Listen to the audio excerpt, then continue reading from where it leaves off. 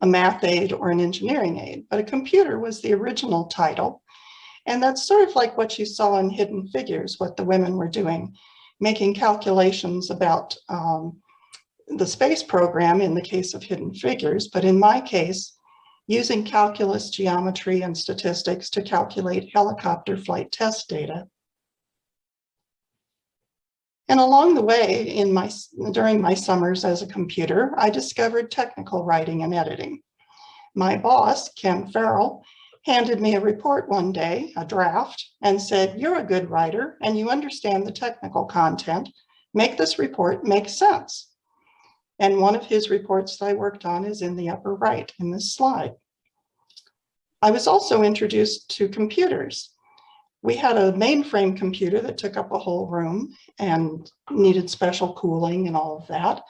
But that was the year that the Army got their first desktop computers. So when I arrived for work that summer, they handed me the desktop computer and the manual and asked me to program it to do the calculations that I'd been doing by hand. So I did. So by that point, I was in college at UC Santa Barbara, still not sure of my career path, but pursuing my interests and keeping doors open, taking calculus and statistics, literature, which included more Shakespeare and lots of writing, history, which kind of tends to put everything in perspective, experimental psychology, testing rats and freshmen. Actually, the rats I ran through mazes, the freshmen not so much. The freshmen, we tended to do IQ tests or even did sleep studies, which later came into play with NASA. There was also some computer programming classes, but like Sally mentioned, that back in the day, there weren't that many. And I continued with German, taking language, culture, and literature classes. Along the way, I also participated in extracurricular activities, being part of a group and taking on leadership roles. I was involved in dance, from ballet to exhibition square dance groups. And yes, that little girl in the turquoise tutu on the right is me. I was also in science club, my church youth group, and college sorority, where I had officers' positions. So, graduation day at UC Santa Barbara. I was actually the first in my family to graduate from college. I graduated with a major in English and minors in experimental psychology and history. And as I used to say, more math than any other English major in the history of mankind.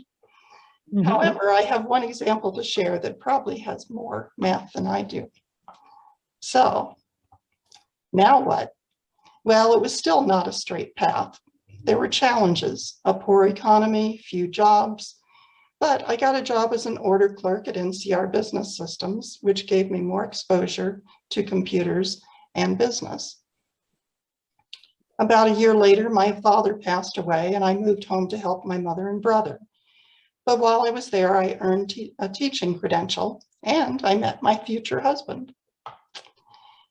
So at the time I finished my teaching credential, there were no full-time teaching jobs. There seems to be a theme here.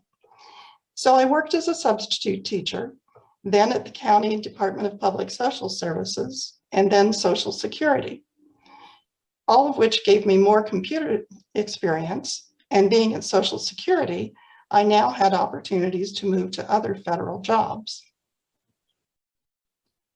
And a door opened at NASA as a technical writer editor.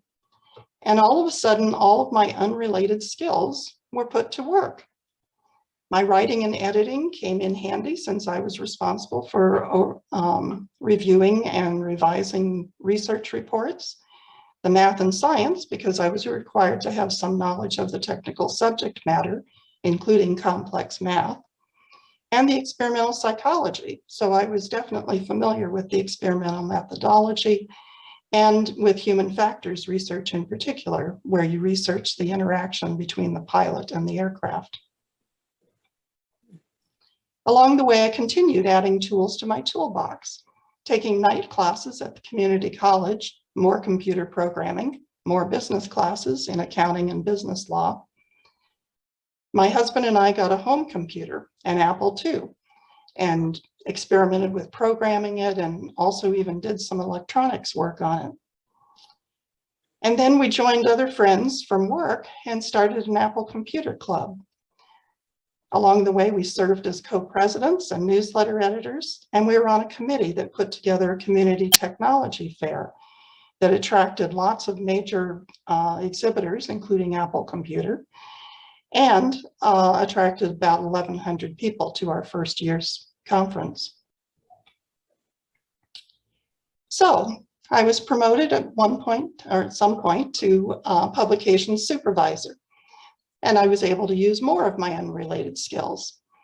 My computer experience helped me lead a team to develop and implement one of the first integrated publishing systems, for which we got awards from both Apple and Dell Computer.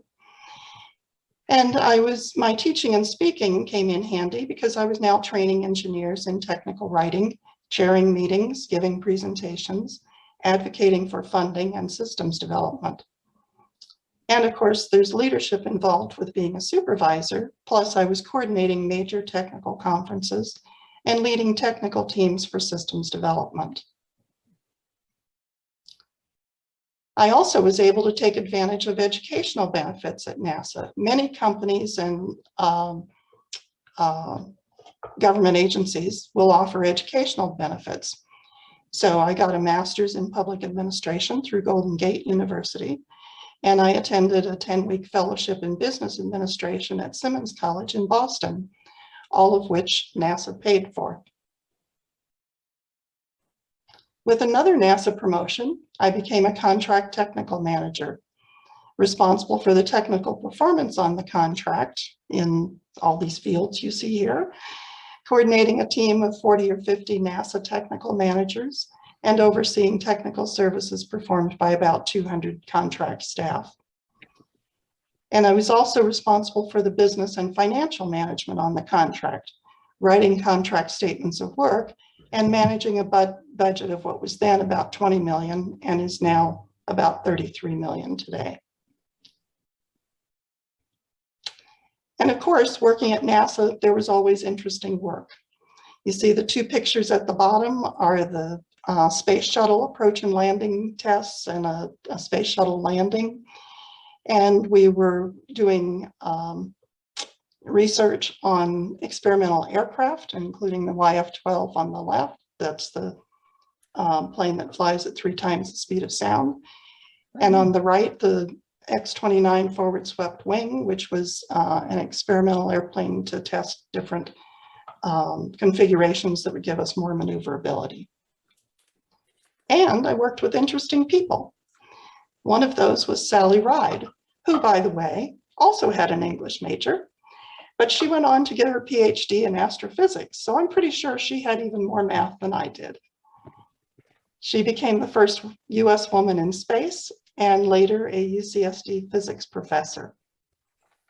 And on the right, you see Marta von Meyer.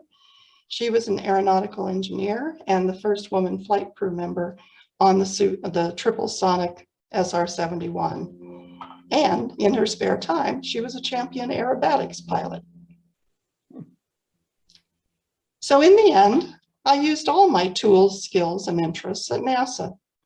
Writing and editing, math and science, experimental psychology, teaching and speaking, leadership and working in groups, computers, and business and financial management. So my advice is open doors and keep them open. Follow your interests, but be curious, accept challenges, try new things, expand your knowledge, and seize opportunities like Speech Trek and Tech Trek. So best of luck to all of you and have fun along the way. Any questions for Linda?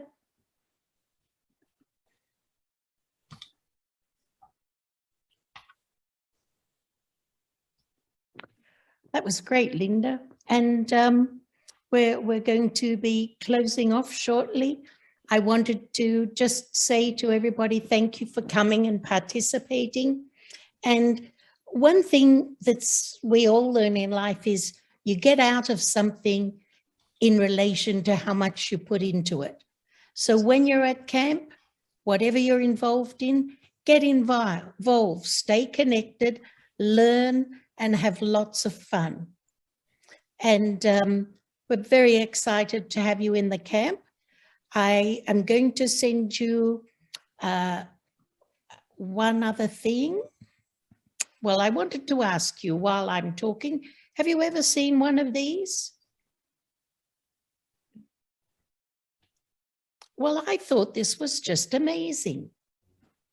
And it's actually, if you can believe it, it's a fried egg jellyfish, which is a resident of the Mediterranean Sea. And I just thought, how did nature create a fried egg and a fried egg jellyfish? That is pretty amazing. I'm going to send you two things after this. I'm going to send you a puzzle about identifying a photograph. And the second thing I'm going to send you a link to is a TEDx presentation, just a short one. And it's about how you can use technology to create things that people can use who don't have power, who don't have technical expertise. It's such a fascinating story, and it's about creating an incubator that saves newborn babies' lives and only costs $200. And the process of doing it and the creativity is really pretty amazing. And I think you'll really enjoy watching it at home. So until we all get together for the camp, have a great time. I'll be working with you all to establish a date and time to deliver your kits to you in the week before the camp. And so very excited, and thank you everybody for coming.